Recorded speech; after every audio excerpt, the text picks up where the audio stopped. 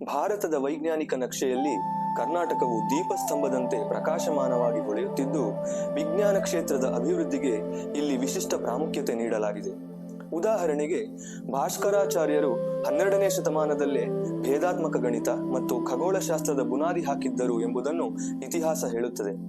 ಹಾಗೆಯೇ ಈ ಮಣ್ಣಿನಲ್ಲಿ ಆಧುನಿಕ ವಿಜ್ಞಾನ ಕ್ಷೇತ್ರದಲ್ಲಿಯೂ ಅಭೂತಪೂರ್ವ ಸಾಧನೆ ಮಾಡಿದ ಅನೇಕ ಮಹನೀಯರನ್ನು ನಾವು ಕಾಣಬಹುದು. ಇವರುಗಳಲ್ಲಿ ಪ್ರೊಫೆಸರ್ CNR ರಾವ್ ಪ್ರಮುಖರು.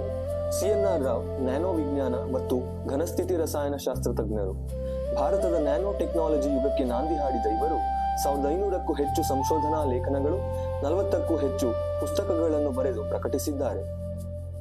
ಭಾರತೀಯ ಬಾಹ್ಯಾಕಾಶ ಯುಗದ ಶಿಲ್ಪಿ ಎಂದೇ ಕರೆಯಲ್ಪಡುವ ಡಾಕ್ಟರ್ ಉಡುಪಿ ರಾಮಚಂದ್ರ ರಾವ್ ಅವರು ಭಾರತದ ಬಾಹ್ಯಾಕಾಶ ಸಂಶೋಧನಾ ಸಂಸ್ಥೆಯ ಮುಖ್ಯಸ್ಥರಾಗಿದ್ದರು. ಭಾರತದ ಮೊದಲ ಕಮ್ಯುನಿಕೇಷನ್ ಹಾಗೂ ರಿಮೋಟ್ ಸೆನ್ಸಿಂಗ್ ಉಪಗ್ರಹಗಳನ್ನು ಯಶಸ್ವಿಯಾಗಿ ಉಡಾವಣೆ ಮಾಡಿ ದೇಶದ ತಾಂತ್ರಿಕ ಸ್ವಾವಲಂಬನೆಗೆ ದಾರಿ ತೋರಿದರು. ಡಾಕ್ಟರ್ ರಾಜಾ ರಾಮಣ್ಣ ಅವರು ಭಾರತದ ಹೆಸರಾಂತ ಪರಮಾಣು ಭೌತಶಾಸ್ತ್ರಜ್ಞರಾಗಿದ್ದರು. ಸ್ಮೈಲಿಂಗ್ ಬುದ್ಧ ಅಣು ಪರೀಕ್ಷೆಯ ನಾಯಕತ್ವ ವಹಿಸಿ ಭಾರತದ ರಕ್ಷಣಾ ಸಾಮರ್ಥ್ಯವನ್ನು ಹೊಸ ಹಂತಕ್ಕೆ ತಲುಪಿಸಿದ ಇವರ ಕೊಡುಗೆಗಳನ್ನು ನಾವು ಎಂದಿಗೂ ಮರೆಯಲಾಗದು. ಪ್ರೊಫೆಸರ್ ರೊದ್ದಂ ನರಸಿಂಹ ಅವರು ವಾಯುಯಾನ ಮತ್ತು ದ್ರವಚಲನ ಶಾಸ್ತ್ರದ ಮಹಾನ್ ತಜ್ಞರು. IISc ಮತ್ತು NALನಲ್ಲಿ ಅವರು ಭಾರತೀಯ ಏರೋಸ್ಪೇಸ್ ಸಂಶೋಧನೆಯನ್ನು ಬಲಪಡಿಸಿ ತೇಜಸ್ ವಿಮಾನ ಅಭಿವೃದ್ಧಿಗೆ ವೈಜ್ಞಾನಿಕ ಮಾರ್ಗದರ್ಶನ ನೀಡಿದರು. ಇವರು ಇನ್ನೂ ಅನೇಕ ಗಣನೀಯ ಸಾಧನೆಗಳನ್ನು ಮಾಡಿದ್ದಾರೆಂಬುದು ಗಮನಾರ್ಹ. ವೈಜ್ಞಾನಿಕ ಸಂಶೋಧನೆಯ ಜೊತೆಗೆ ವಿಜ್ಞಾನ ಕ್ಷೇತ್ರಕ್ಕೆ ಸಂಬಂಧಿಸಿದ ವಿವಿಧ ಕ್ಷೇತ್ರಗಳಾದ ಶಿಕ್ಷಣ, ವೈದ್ಯಕೀಯ, ಉದ್ಯಮ ಕ್ಷೇತ್ರಗಳಲ್ಲೂ ಗಣನೀಯ ಸಾಧನೆಗಳನ್ನು ಮಾಡಿದ ಇನ್ನೂ ಅನೇಕರು ಇದ್ದಾರೆ. ಇವರಲ್ಲಿ ಪ್ರಮುಖರು doctor MC Modi, NR Narayana Murthy, Nandan Nilekani, Rajeshwari Chatterjee, Kiran Mazumdar Shaw, doctor Devi Shetty ಹಾಗೂ ಇನ್ನಿತರರು. ವಿಜ್ಞಾನವು ಬೆಳೆಯಲು ಪ್ರತಿಭೆಯ ಜೊತೆಗೆ ಸರಿಯಾದ ನಿಟ್ಟಿನಲ್ಲಿ ಕೊಂಡೊಯ್ಯುವ ಕಾರ್ಯನೀತಿಗಳು ಕೂಡ ಅತ್ಯಗತ್ಯ. ಅದರಂತೆಯೇ ಕಾರ್ಯನೀತಿಯ ಮತ್ತು ವಿಜ್ಞಾನಿಯ ಶ್ರಮ ಕರ್ನಾಟಕದ ಪ್ರಗತಿಯ 2 ಚಕ್ರಗಳಂತೆ ಕಾರ್ಯನಿರ್ವಹಿಸುತ್ತಿವೆ. ಶ್ರೀ ನಾಲ್ವಡಿ ಕೃಷ್ಣರಾಜ ಒಡೆಯರ್ ಮತ್ತು ಮಹಾರಾಣಿ ಅಮ್ಮಣ್ಣಿಯವರ ದೇಣಿಗೆಯ ಬೆಂಬಲದಿಂದ 1909ರಲ್ಲಿ IISc ಸ್ಥಾಪನೆಯಾಗಿದ್ದು, ಅದರ ಮೂಲಕ ಭಾರತದ ವಿಜ್ಞಾನ ಸಂಶೋಧನೆಗೆ ಶಾಶ್ವತ ಅಡಿಪಾಯ ಹಾಕಲಾಯಿತು. ಅದರ ಜೊತೆಗೆ ಸರ್ ಎಂ ವಿಶ್ವೇಶ್ವರಯ್ಯ ಅವರು ಆರ್ಥಿಕ ಯೋಜನೆ, ಕೈಗಾರಿಕಾ ಅಭಿವೃದ್ಧಿ ಮತ್ತು ಶಿಕ್ಷಣ ವಿಸ್ತರಣೆಯ ಮೂಲಕ ಮೈಸೂರಿನ ಆಧುನಿಕತೆಯ ಅಡಿಪಾಯ ಹಾಕಿದರು. ಇಂಜಿನಿಯರಿಂಗ್, ಕೃಷಿ ಮತ್ತು ಕೈಗಾರಿಕಾ ಪ್ರಗತಿಯ ದೃಷ್ಟಿಪುರುಷರಾಗಿದ್ದ ಇವರು ಅಣೆಕಟ್ಟುಗಳ ಸ್ವಯಂಚಾಲಿತ ದ್ವಾರ ವಿನ್ಯಾಸ ಸೇರಿದಂತೆ ಮೈಸೂರು ರಾಜ್ಯ ಹಾಗೂ ಇತರ ರಾಜ್ಯಗಳ ಕೈಗಾರಿಕಾ ಅಭಿವೃದ್ಧಿಗೆ ಶಾಶ್ವತ ಕೊಡುಗೆಗಳನ್ನು ನೀಡಿದ್ದಾರೆ. ಉದಾಹರಣೆಗೆ ಭದ್ರಾವತಿ ಉಕ್ಕಿನ ಕಾರ್ಖಾನೆ, ಮೈಸೂರು ರೇಷ್ಮೆ ಮತ್ತು ಬಣ್ಣದ ಕಾರ್ಖಾನೆ ಹಾಗೂ ಕೃಷ್ಣರಾಜಸಾಗರ ಅಣೆಕಟ್ಟಿನ ನಿರ್ಮಾಣ ಕಾರ್ಯಗಳನ್ನು ನಾವು ನೋಡಬಹುದು. ಇವರಂತೆಯೇ ಸರ್ ಮಿರ್ಜಾ ಇಸ್ಮಾಯಿಲ್ ಅವರು ಕೈಗಾರಿಕಾ ವಿಕಾಸದ ಮೂಲಕ ಮೈಸೂರಿನ ಆರ್ಥಿಕ ಶಕ್ತಿಯನ್ನು ಬಲಪಡಿಸಿದರು. ಅವರ ಪ್ರಯತ್ನಗಳು ರಾಜ್ಯವನ್ನು ಸ್ವಾವಲಂಬಿ ಮತ್ತು ಜಾಗತಿಕವಾಗಿ ಗುರುತಿಸಿಕೊಂಡ ಆರ್ಥಿಕ ಕೇಂದ್ರವನ್ನಾಗಿ ರೂಪಿಸಿದವು. ಇದೇ ನಿಟ್ಟಿನಲ್ಲಿ RK ಬಾಳಿಗ ಅವರ ದೃಷ್ಟಿಯಿಂದ ಹುಟ್ಟಿದ ಎಲೆಕ್ಟ್ರಾನಿಕ್ ಸಿಟಿ ಬೆಂಗಳೂರಿನ ತಾಂತ್ರಿಕ ಕ್ರಾಂತಿಗೆ ಅಡಿಪಾಯವಾಯಿತು. ಅಂದಿನ ಮುಖ್ಯಮಂತ್ರಿ D. ದೇವರಾಜ್ ಅರಸ್ ಅವರ ಬೆಂಬಲದಿಂದ ಇಂದು ಎಲೆಕ್ಟ್ರಾನಿಕ್ ಸಿಟಿ ಭಾರತದ IT ಹೃದಯವಾಗಿ ಬೆಳೆದಿದೆ.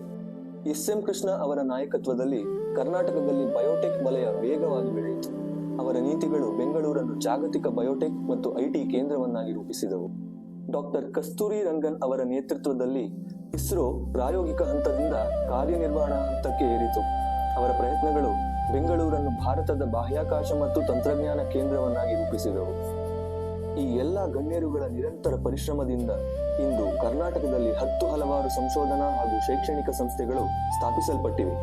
ಇವುಗಳಲ್ಲಿ ಪ್ರಖ್ಯಾತವಾದವು IISc, HAL, NAL, DRDO ಪ್ರಯೋಗಾಲಯಗಳು, BLISC ಮತ್ತು ಇಸ್ರೋ ಕೇಂದ್ರಗಳು ಸೇರಿ ವಿಶಾಲ ಸಂಶೋಧನೆ ಮತ್ತು ಅಭಿವೃದ್ಧಿ ವಲಯವನ್ನು ನಿರ್ಮಿಸಿವೆ. ಅಂತರಿಕ್ಷ, ವಿಮಾನೋದ್ಯಮ, ಜೀವವಿಜ್ಞಾನ, ನರವಿಜ್ಞಾನ ಮತ್ತು ತಂತ್ರಜ್ಞಾನಗಳಲ್ಲಿ ಭಾರತದ ಶಕ್ತಿಯನ್ನು ಪ್ರತಿಬಿಂಬಿಸುವ ಈ ಕೇಂದ್ರಗಳು ಇಂದು ಬೆಂಗಳೂರನ್ನು ದೇಶದ ವಿಜ್ಞಾನ ರಾಜಧಾನಿಯನ್ನಾಗಿ ರೂಪಿಸಿವೆ. ರಾಷ್ಟ್ರೀಯ ಸಂಶೋಧನಾ ವಿಶ್ವವಿದ್ಯಾಲಯವಾದ IISc ವಿಜ್ಞಾನ ಮತ್ತು ತಂತ್ರಜ್ಞಾನ ಕ್ಷೇತ್ರದಲ್ಲಿ ಮುಂಚೂಣಿಯಲ್ಲಿದೆ. ರಾಮನ್ ಸಂಶೋಧನಾ ಸಂಸ್ಥೆ CV ರಾಮನ್ ಸ್ಥಾಪಿಸಿದ ಭೌತಶಾಸ್ತ್ರ ಮತ್ತು ಖಗೋಳ ವಿಜ್ಞಾನದ ಪ್ರಮುಖ ಕೇಂದ್ರ. ICTS TIFR ಸೈದ್ಧಾಂತಿಕ ಭೌತಶಾಸ್ತ್ರ, ಗಣಿತ ಮತ್ತು ಅಂತರ್ಶಾಖಾ ಸಂಶೋಧನೆಗೆ ವಿಶಿಷ್ಟ ವೇದಿಕೆ.